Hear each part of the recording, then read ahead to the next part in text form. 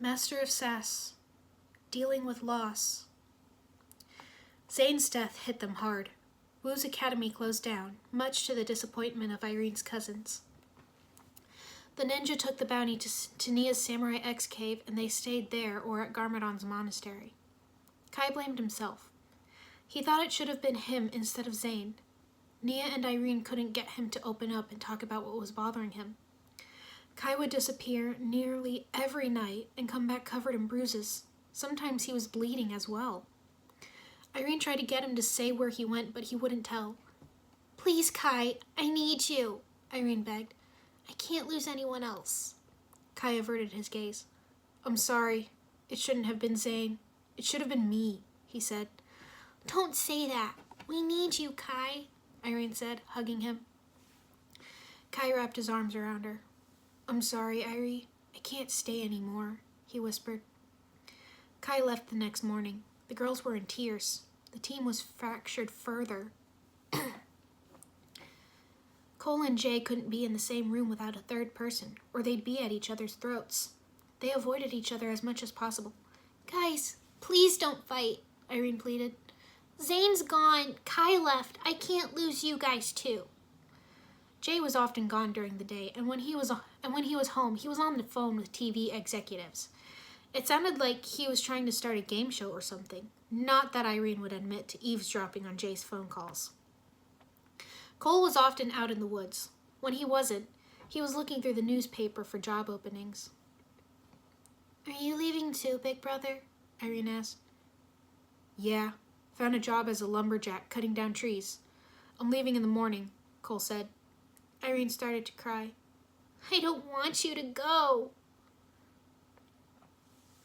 "I can't stay. I can't even be in the same room as Jay. How can I stick around? It's not healthy. We need some space," Cole told her. "I'm sorry, little sister.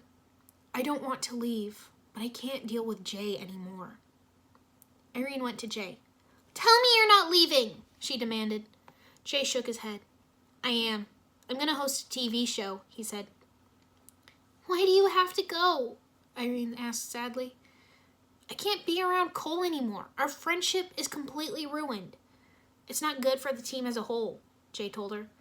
"We need some space. I'm leaving in the morning." Irene went to her room and cried. The next morning, Cole and Jay went their separate ways. Irene cried even more. Lloyd felt helpless seeing her so upset. She'd been there for him since he was little, and now there was nothing he could do to be there for her. It hurt. Nia began to move past her grief and started working on restoring the bounty, and Lloyd put himself into training. But Irene was struggling to process her grief. Lloyd found her curled up at the foot of her bed. "What's wrong?" he asked, sitting down beside her. "Everything," she whispered. "Zane's gone. Kai left. Cole left. Jay left. Now it's just us. We don't have a team anymore." She sniffled. Lloyd put his arm around her. "It's gonna be okay," he assured. "I've never lost a loved one before. Why does it hurt so much?" Irene said, crying.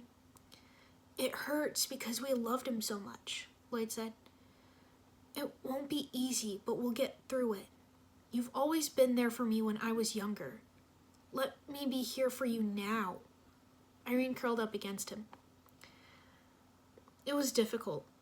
Irene slowly got better at dealing with her grief. She started to track down where Kai, Cole, and Jay had gone. Jay was easy. Irene had started watching the show he was hosting. It was pretty dumb, just a bunch of amateurs trying to complete an obstacle course. But it made Irene feel better that Jay was doing okay. She'd call and leave him messages, but he never answered. She found the logging company Cole was working with and left messages for Cole as well. He didn't reply either. Irene missed him. "Hey, Cole, it's Irene again. I want to know that you're okay. I miss you. Please call back," she said into the phone. She wanted to believe otherwise, but she knew he wasn't going to call her back. "I hope he at least listens to the messages." Tracking down Kai was a lot harder. Some serpentine had started an underground slither pit for people to just show up and fight, and they were good at evading unwanted attention. Irene remembered all the nights Kai had disappeared, all the injuries he'd come home with. That's what he'd been doing. He'd been fighting. She called him too. He never answered. None of them did. It was like they were avoiding any reminders of their loss. Irene didn't blame them for it. Some days it hurt too much to look around and expect to see Zane coming around the corner. Her phone rang. It was Elise. "Hey, little sis, is everything okay?" she asked. "Not really. We didn't take Zane's death well. Kai, Cole, and Jay all left, going their separate ways," Irene replied. "It's just me, Lloyd, and Nia now." "Are you thinking of leaving too?" Elise asked. "Yeah. I don't know where I'd go, though," Irene said. "You can come and visit us. I know Mom and Dad are worried about you. Mark and I miss having you around. We want to help you, Irene," Elise told her. "Come back, even for just a little while." Irene got off the phone, thinking. "I want to go see them, but I don't want to leave Lloyd. Everyone else is gone, but I don't want to abandon him too." She made up her mind and started packing. Lloyd knocked softly on her door and saw her shoving clothes into a bag. "Are you leaving too?" he asked. "Only for a little while, I hope. My sister called. My family misses me, so I'm going to go and visit them for a while. I don't know how long," Irene said. She zipped up the bag. "Lloyd, I don't want to abandon you. I'm going to call. I'll stay in touch, I promise." Lloyd hugged her. "Do you really have to go?" he asked. "It hurts to go, but it hurts worse to stay. Cole and Jay were right. We need a little space," Irene said. "But not so much space that I never hear from you again. I'm going to come and see you," Lloyd promised. Irene smiled. "I like that, little brother." The next morning, Mark came to pick her up in his old van. They loaded up, then Irene said her goodbyes. Nia was heartbroken that her best friend was leaving. "I'll miss you," she said. "I'll miss you too. I promise I'll call," Irene said, hugging her. She hugged Lloyd. "Remember when we said nothing was going to separate us ever again?" she said. "Yeah, I guess we were wrong," Lloyd said. Irene shook her head. "No, we will never truly be separated by anything. Not even death can break the bonds we formed with each other. We might try to ignore it or cut it off, but it will always be a part of us," she said. Lloyd chuckled. "Now who sounds like a fortune cookie?" he joked. Irene hugged her friends one last time. "I'll see you again." She and Mark got into the van and drove away.